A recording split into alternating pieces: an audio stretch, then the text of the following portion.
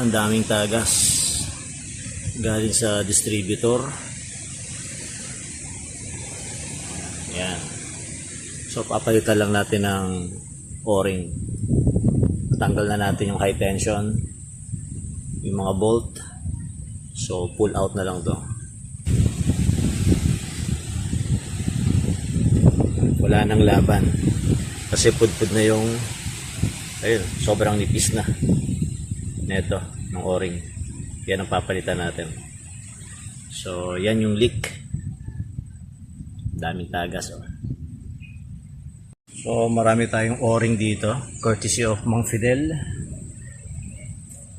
So nalinis na rin natin. Kung titingnan nyo, medyo mas matambok na to, mas mataas na ng konti. Yan. Kaya salpak na natin. Kailangan pag sinalpak to, medyo may laban. Oh, hindi sumushoot. Yun. Tapos hindi yan basta mahihila dahil sa goma. Kanina wala lang puwersa eh, dahil manipis na yung goma. Okay.